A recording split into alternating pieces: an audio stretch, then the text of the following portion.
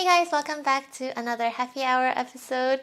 Today's a good day to do it since I'm going to a party afterwards. Today I'm gonna go through the list of female attractiveness based on MBTI types.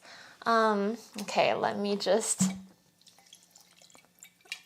Is that a lot? This was unplanned until just now, but I thought it'd be funny to do the male one with like Prosecco and the female one with Scotch. And yeah, so, okay, like 2 people got really offended last time because apparently there's no way for me to put enough disclaimers. I thought that it might be fun for me to give my opinion about what is more, I guess, societally attractive. My opinion. But yeah, this is my opinion of society's general opinion. It's not objective, it's my opinion. And even if it was society's actual opinion, like even if I made a survey, it's still not objective. It's still a bunch of people's opinions. Some people are like, why didn't you do your opinion of like which guys you find more attractive? And I guess it's kind of like for symmetry. Yeah, like I'm pretty straight, so I don't really get attracted to girls, so I don't really have an opinion of which, you know, personality type of girls are stereotypically more attractive, so it has to be my opinion of the society's general opinions. Just like last time, I just wrote down the 16 types, but I didn't rank them, so I'm just gonna rank them in real time right now. Oh, that is so strong. First off, I actually think it's ESTP. Yeah, you think like it'd be a feeler or something, but I feel like in our current social climate, ESTP would be like the most attractive. I feel like a lot of cool girl stereotypes in cinema are ESTPs. Like if you've ever heard of the cool girl monologue from Gone Girl, yeah, I feel like that's describing the stereotypical ESTP female. So I think of them as like really chillax, game to do whatever, really sexy because of like the dominant SE, maybe like really fit, but still like one of the guys can drink all the beer.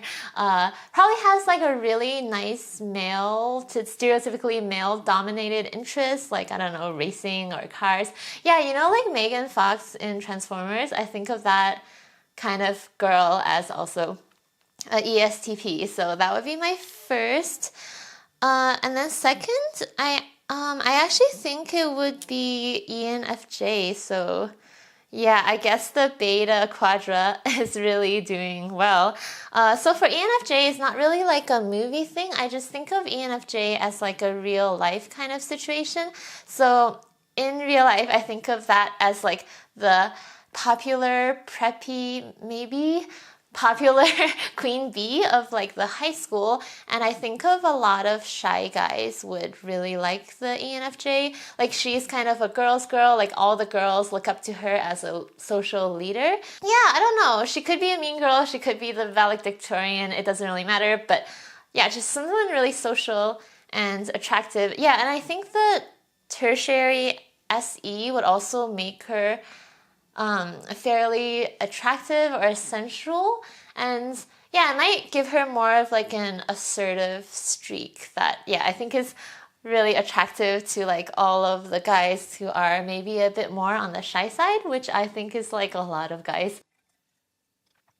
Wow, this is really hard. Yeah, I gotta go with the ENFP because, again, in cinema, I feel like the ENFP is that, what's it called, manic pixie dream girl. So like all these guys, like 90% of guys, I don't know, living this normal life, and suddenly this crazy, fabulous, colorful, wondrous, like whimsical girl just like rushes into their lives and like shakes up everything. Yeah, I feel like a lot of movies were like that. Like Ruby Sparks was like that, and that girl with the purple hair, I'm gonna find it, put a picture here later. Yeah, she's really herself. She's like, she probably had crazy life experiences. She traveled all over the world. She's not afraid to go against all conventions and be herself. However, she is also, with that like subconscious FE, she's also effortlessly charming, you know. And she's extroverted, so she has a lot of friends and probably a lot of guy friends, and everyone desires her. So yeah, that I would put the ENFP right about there. And next one, this is, yeah, it's kind of a tie, but yeah, maybe fourth place, I would put the ISFP. I feel like, okay, so maybe now it's either guys who are also quite artsy and maybe emo, I don't know, or guys who are nothing of the sort, like just the run-of-the-mill, like stuck in an office job type guys. Yeah, artsy guys and totally normal guys, I feel like they'd be drawn to the ISFP. The ISFP has like an amazing aesthetic with their SE. So SE, I feel like an I helps them dress and present in a way that's very cohesive and appealing. But then the FI helps them stand out from the crowd. And the FI, can be a bit moody. She can be a bit trouble, like she can be a bit mysterious. And yeah, I think of that as quite appealing.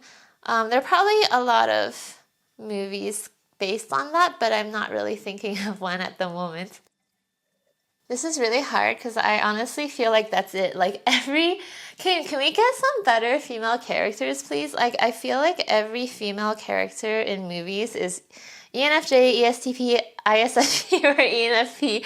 But okay, I guess if forced to pick, maybe I would pick ESFJ as the next one for very similar reasons to the ENFJ. Although for the ESFJ, to be honest, I think of her as more of like a goody two-shoes, like the popular girl who is not popular through dominating other people, but popular through just being really nice and kind and get along with everyone. And yeah, I feel like a lot of, TP guys, even like TJ guys would really appreciate that. I think of them as really, nurturing and feminine and caring. So ESFJ would be there. Oh shoot, I forgot about the ESFP. Oh, okay, I might have to put, sorry, ESFJ. Okay, I might have to put ESFP just right above ESFJ. So ESFP, ESFJ. Okay, ESFP is also really sexy because of the dominant SE. I guess I put her like below ESTP because they're less likely, I guess, in the stereotype, less likely to have like a masculine oriented interest. But yeah, she's also, I don't know, I feel like it could go like both ways. She could be like a girly girl, she could have more chillax interests, but just really attractive, carefree, maybe bubbly, social. Yeah. ESFP, and then ESFJ, and then I gotta figure out the next one. I don't know. It's getting really hard. For the next one, I might put actually INTP.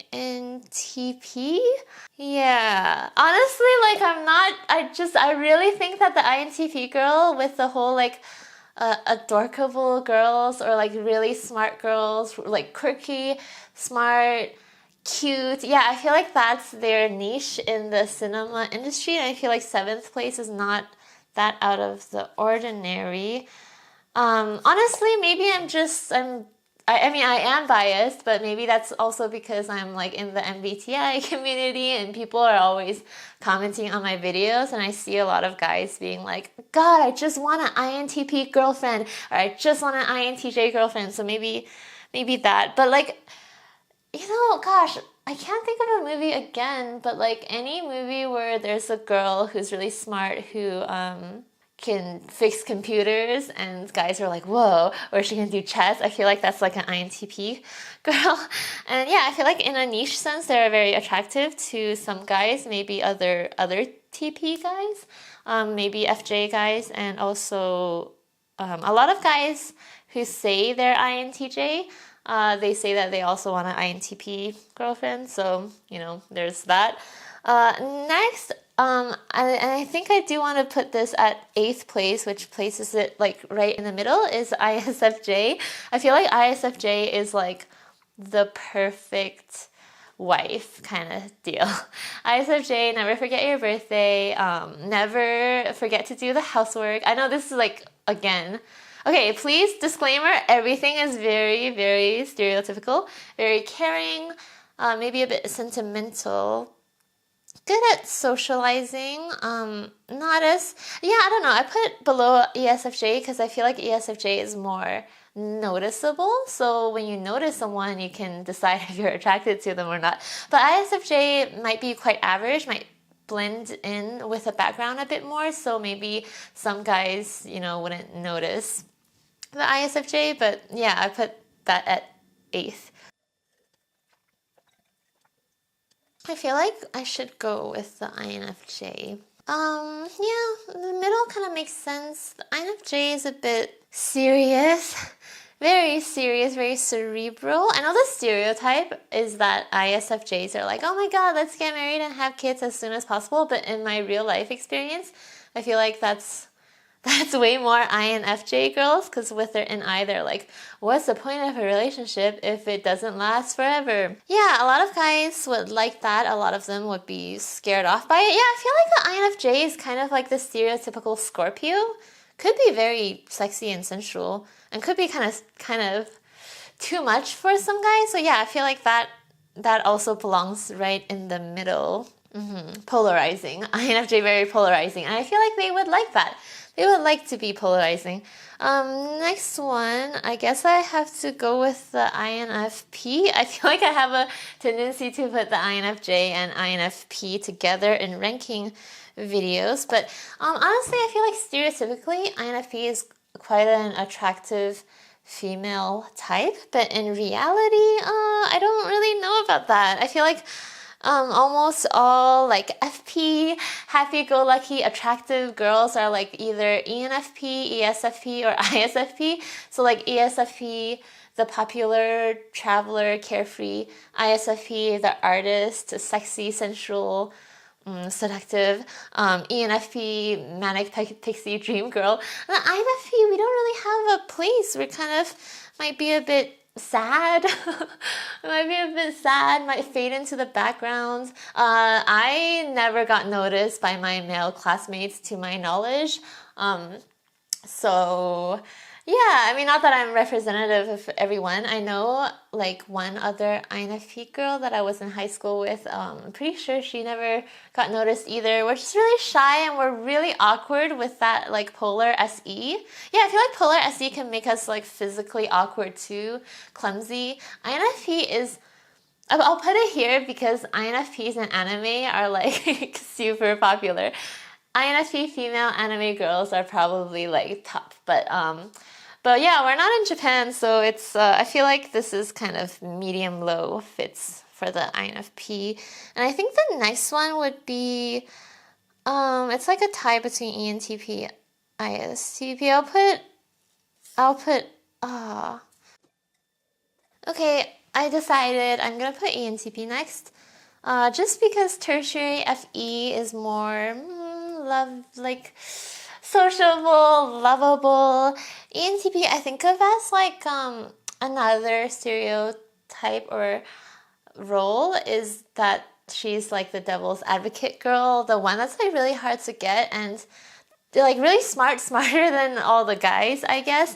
And you have to kind of win her over. Gosh, this is so hard to explain. She will argue, like she's not afraid to argue with you. She's not afraid to disagree and show her own opinions, which is extremely attractive. But yeah, she's like charming about it. She's not rude about it because of the tertiary FE. So she's gonna be a bit of a challenge for most guys, but I'm sure some guys will be able to win her over. Next is the ISTP. So way below the ESTP because of the inferior FE, I feel like. And I think that she also lacks the kind of nerdy niche that the INTP inhabits. But yeah, ISTP, I think of like someone chill and relaxed and maybe a bit socially clueless, but it could be kind of adorable. Yeah, the TI, I don't know, TI dominant being so logical is definitely attractive to some people, but I feel like society does not really value that in women. So yeah, right there. The SE also helps them to be quite attractive. And yeah, now it's like, I feel like it's just a 4 TJs. Oh my god, well, I'm sorry, TJs. So out of the 4 TJs, I gotta say that I'm gonna go with ISTJ. The SI really softens people up. ISTJ is basically like a reverse INFP. Like they are maybe a little bit sentimental. They they observe social customs with the SI. They make sure, yeah, like even though they're FE polar, they have SI, so they just remember what to do in certain situations, so they can just be like kind of like a normal girl. Yeah, so, and the TJness might not come across so blunt because maybe their SI realizes what, you know, society generally expects out of females, whether you agree with that or not. That's not what this video is about. But yeah, they maybe observe and try to follow. Then next, I would say I'm gonna go with ENTJ. Okay, I think that ENTJ, because of the higher SE, yeah, ENTJs can be kind of domineering, but I feel like that NISE, tertiary SE, might make them quite playful.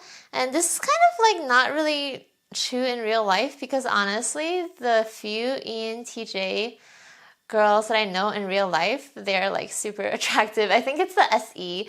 Like when you have tertiary SE, it's you really value that function, and yeah, they tend to be quite good at dressing and like luxuries of life. So they tend to be really attractive. But I feel like in a societal sense of what we think of when we think of the word ENTJ, then as a girl, I feel like it's a bit lower. Yeah, because of the dominant TE. It's just too much for our stereotypical conception of what like female should be. Okay, then ESTJ. Yeah, I know, it's like, that's so funny. The INTJ is last, just like the INTJ was first for the min. Okay, ESTJ I'll put next. Yeah, again, I just feel like the dominant TE is just not what society wants in women, like it or not. Okay, so then, that was like no explanation. Yeah, I just feel like, they're blunt. They can be just blunt, and we expect girls to be like soft-spoken and all that stuff. Okay, drinking a bit before having to explain the INTJ part. So INTJs, the girls and the guys that I've talked to who are actually INTJ, they don't care about whether you find them attractive. So I feel like this is why I put them as the most attractive male, because I don't know, maybe it's just me, but I feel like when guys don't really care whether they're attractive, they don't care about girls, all the girls just go crazy. Well, not all of the girls, but some of the girls are just like, wow, he's not really reacting to me as much as, most guys would, and that's like interesting. But for females, I feel like that's like less attractive, because they, like, if a guy tries to flirt with them, they'd probably be way less responsive. Even if they're interested, they might be less responsive because they don't really know how to respond. But most likely they're not interested, and they are not gonna let you down lightly. So I know that's like extremely attractive to some people, but I feel like those men are maybe in the minority, because you have to be so confident. And then with the polar FE, yeah, they can maybe come across as a bit mean if they reject you, and lacking in SI does not help with that. As like, the SI would help the ISTJ in that regard, but the INTJ doesn't really have that. So yeah, I have to put INTJ at the end. Yeah, although, okay, so like, you're watching my video, so you're in this MBTI community, and I'm sure you've heard a million guys say, I just want an INTJ girlfriend. I've heard that too, but like, I'm trying to remember that our community is like super small. I'm trying to think of it in terms of the whole society. Not that I'm accurate, but I'm trying to predict what the general society is like.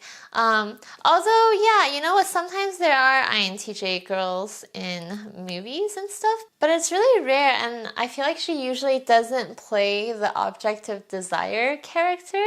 And yeah, there's a lot of political things packed into like the object of desire character, but yeah, it's really hard to find an INTJ female in that role in our pop culture, so that's also why I'm placing it last. All right, I didn't even finish. It's too strong.